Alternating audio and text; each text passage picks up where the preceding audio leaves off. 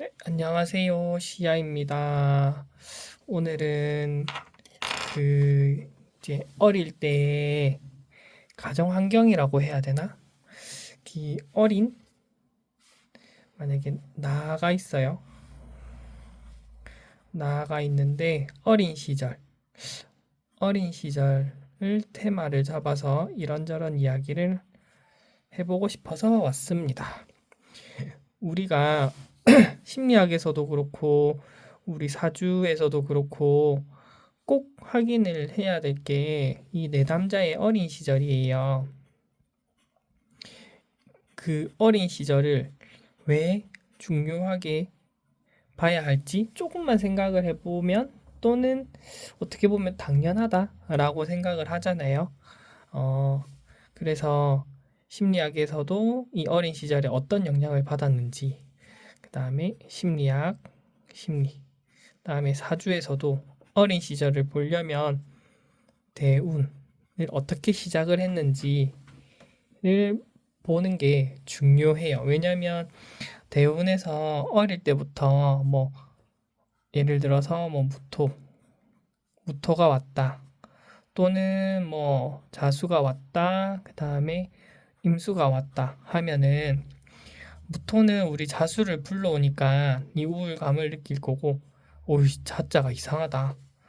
자, 오씨 얘도 이상하네. 어쨌든 네, 어쨌든 이 수의 기운이 오면은 이게 아시잖아요. 음기를 어떻게 느꼈는가? 이로 인해서 다른 오행들을 어떻게 썼는지, 그런 게 그 내담자만의 정의라고 해야 되나? 뭐 삶이 되겠죠. 뭐 예를 들어서 간목의 에너지를 측은지심으로 쓸 건지, 아니면 시작하는 기운으로 써서 뭐 말괄량이 호기심으로 쓸 건지, 아니면 뭐 동정, 뭐 공감, 이런 간목만 하더라도 이 코드 안에 엄청나게 많은 이야기를 할 수가 있잖아요. 그래서 이 어릴 때부터 시작된 이 나의 그런 환경이 어떻게 왔는지 중요하고, 그 다음에 이 유전자도 되게 중요해요. 그래서 기질이라고 하죠. 이게 어떻게 또 부모의 모습이 중요하겠죠. 부모의 그런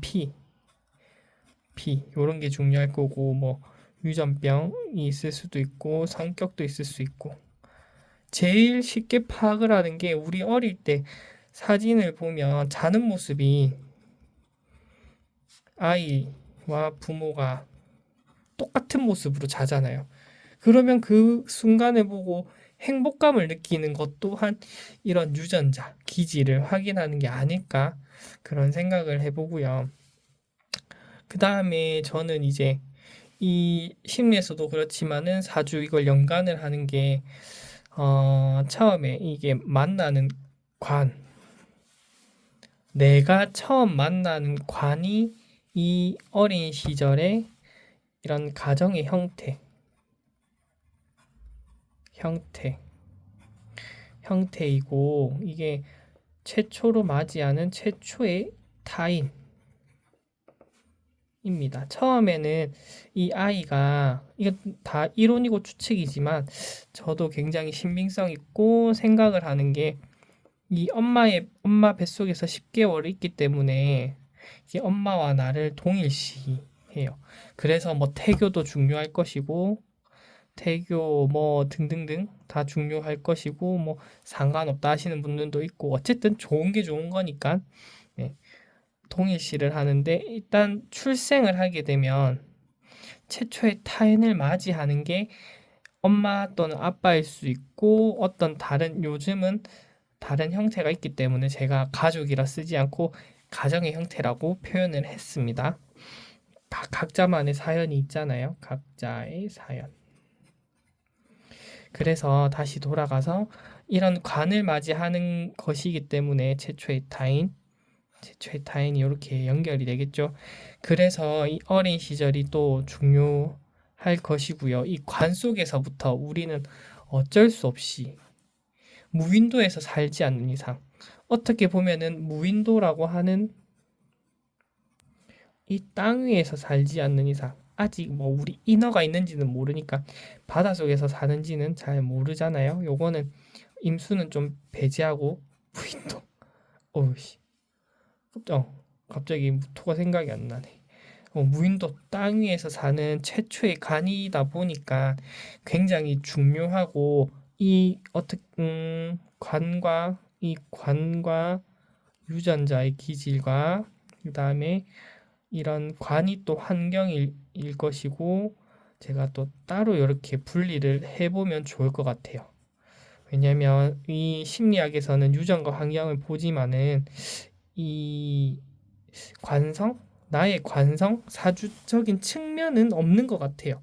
그래서 이 관성을, 요거는 좀 비중을 좀 작게 두고, 뭐 예를 들어서 얘 40, 얘 40, 요 20이라고 해야 되나? 요거는 제가 즉흥적으로 생각을 해서 잘 모르겠지만은 관성이라는 측면도 한번 생각을 해보면 좋지 않을까 싶습니다. 물론 관성은 환경 안에 좀 포함이 되는 것 같기는 해요.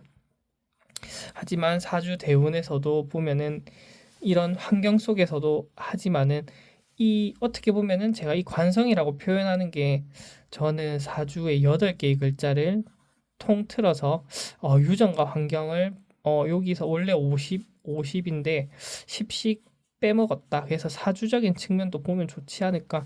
요런 생각도 들 것 요런 제 생각인 것 같은데, 아직은 좀 더 생각을 해봐야 되겠습니다. 제가 지금 영상을 찍기 전에는 원래 이 관까지 생각을 했었거든요. 근데 갑자기 이렇게 저도 이 식상을 쓰면서 말을 하다 보니까 좀 더 깊은 생각이 나온 것 같아요. 네. 그래서 최초의 간이 중요하고, 대운도 중요하고, 가정의 형태가 있고, 뭐, 그렇, 그렇습니다. 그래서, 이게, 그 다음에, 제가 지금 라이브를 하다 보니까, 죄송합니다. 막혔다. 그리고 이제 어린 시절이 왜 중요하냐면 되게 닮아가요. 닮아감. 미래를 닮음. 제가 과거, 현재, 미래에서도 영상에서 이야기를 했지만, 이게 배운 게 도둑질이고 배운 게 도둑질이라고, 이 무의식이라는 그릇에 여기는 용량이 거의 무한대라고 봅니다. 심리학에서요. 그래서 배운 게 도둑질이라고 과거에 있던 거를 다 배워요. 그래서 사주대운에서 이렇게 왔던 거, 내가 겪었던 음기 또는 양기도 있겠죠. 어릴 때 뭐 목화, 봄, 여름 기운이 왔다 하면 뭐 좀 더 때를 쓸 수도 있고, 음기가 왔다고 하면은 좀 뭐 표현을 잘 아는 아이가 올 수도 있겠죠. 물론 되게 얕은 얘기지만 좀 더 진리에 가까운 얘기일 수는 있습니다. 그래서 이런 것들이 제 닮음이라고 표현을 한 요 단어 안에 모두 함축적으로 표현이 돼서 20대, 30대, 40대, 50대 죽을 때까지 사실 가고 가는 거죠. 그게 20대 때 나는 20대 때 20대의 나는 0에서 19 0대 10대 때의 기절을 가지고 살아갈 것이고, 30대는 0에서 29살까지를 기저로 해서 살아갈 것이고, 요런 게 우리의 삶이다 보니까 과거는 버릴 수가 없고, 과거는 사실 과거에 머물지를 않아요. 왜냐면 현재에 영향을 주잖아요. 줄 수밖에 없고. 그래서 어떻게 보면은 내가 과거를 가고 싶다, 이게 말이 안 되는 걸 수도 있지만, 내가 갖고 온 과거를 가지고 현재에 살기 때문에 이 시간이라고 하는 거는, 시간이라고 하는 현상이라고 해야 되나?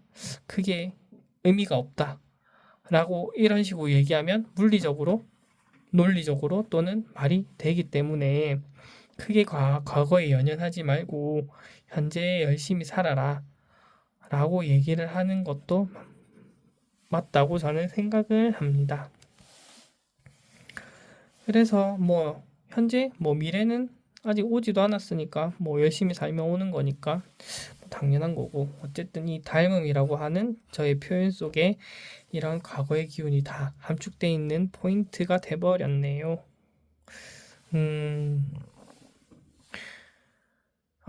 간 이야기를 되게 많이 하고 싶었는데 되게 또 두서없이 돼버렸네요.